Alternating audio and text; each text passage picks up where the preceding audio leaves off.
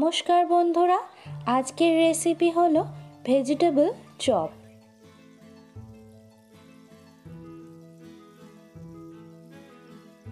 Vegetable chop বানানোর জন্য এখানে আমি কড়াইয়ের মধ্যে নিয়ে নিলাম 2 টেবিল চামচ পরিমাণ সরষের তেল। তেল গরম হলে ওতে ফোড়নের জন্য দিয়ে দেব 1/4 চা চামচ 5 ফোড়ন, আর দিয়ে দিলাম একটা শুকনো লঙ্কা। এখন ফোড়নটাকে কয়েক সেকেন্ডের জন্য ভেজে নেব।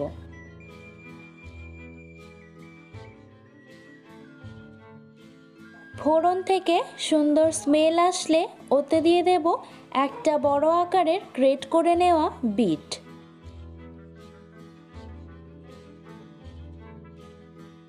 বিটটাকে 5 মিনিটের জন্য নাড়াচাড়া করে খুব ভালো মতোভাবে ভেজে নেব।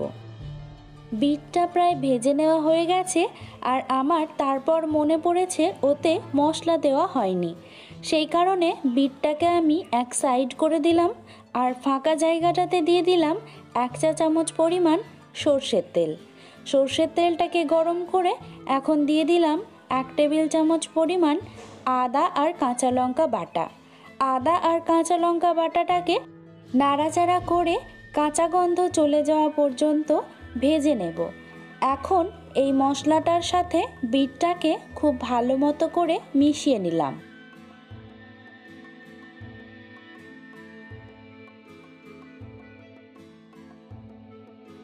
এবারে ওতে দিয়ে দিলাম একটা বড় আকারের গ্রেট করে নেওয়া গাজর। গাজরটাকেও 5 মিনিটের জন্য খুব ভালো করে নাড়াচাড়া করে ভাজা ভাজা করে নেব।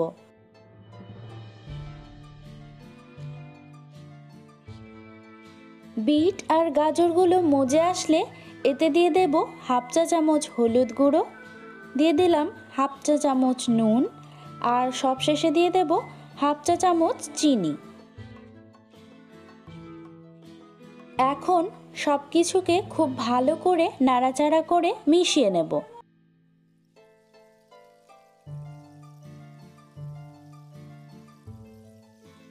এবারে ঢাকনা চাপা দিয়ে রেখে দেব 7 থেকে 8 মিনিটের জন্য।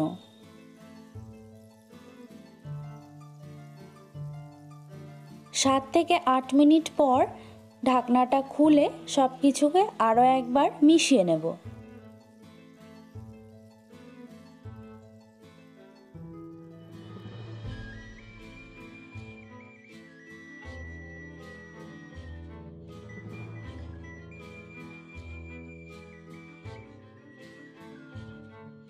বিট গাজর সব কিছু মেশানো হয়ে গেলে এখন এর মধ্যে দিয়ে দিচ্ছি একটা বড় আকারের সেদ্ধ করা আলু, আর আলুটাকে আমি গ্রেট করে নিয়েছি।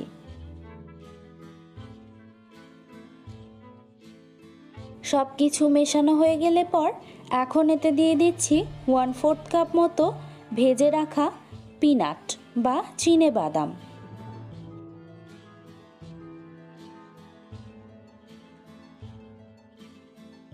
সবশেষে ফ্লেভারের জন্য দিয়ে দিলাম 2 টেবিল চামচের মতন ধনেপাতা কুচি।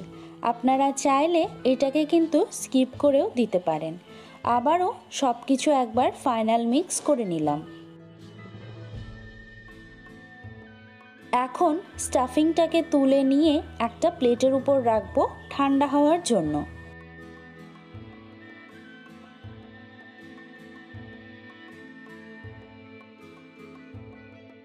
হাতে ধরার মতো ঠান্ডা হয়ে গেলে এখন এই স্টাফিংটা থেকে অল্প পরিমাণ নিয়ে ভেজিটেবল চপের আকারে তৈরি করে নেব।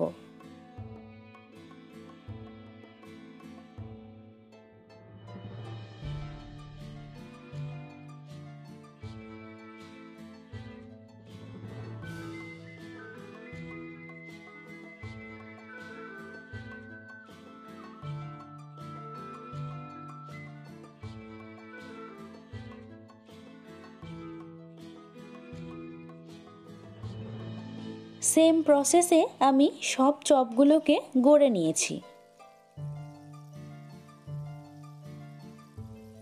এখন একটা স্লারি বানিয়ে নেব। তার জন্য একটা আলাদা বোল নিয়েছি, ওতে নিয়ে নিলাম 2.5 টেবিল চামচের মতন অল পারপাস ফ্লোর বা ময়দা। ওতে এবার পরিমাণ মতো জল অ্যাড করব, অল্প অল্প করে জল অ্যাড করব আর ময়দাটাকে খুব ভালো মতো করে মিশিয়ে নেব, যাতে করে কোনো রকম লাম্পস না থাকে। তো এখানে স্লারিটা আমাদের তৈরি হয়ে গেছে। এখন চপগুলোকে আমি অল পারপাস ফ্লোর বা ময়দার মধ্যে কোট করে নিচ্ছি। ময়দায় কোট করে নেওয়া হয়ে গেলে এবারে যে স্লারিটা বানিয়ে রেখেছিলাম সেই স্লারিটার মধ্যে ডিপ করে নিচ্ছি। এবার সবশেষে ব্রেড ক্রাম্বসে আর একবার কোট করে নেব।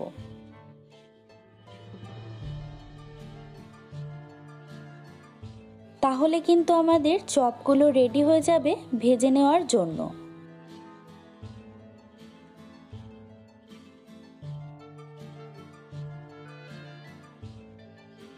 সাদা তেল গরম করতে দিয়েছিলাম ইতিমধ্যেই, তেলটাও কিন্তু গরম হয়ে গেছে।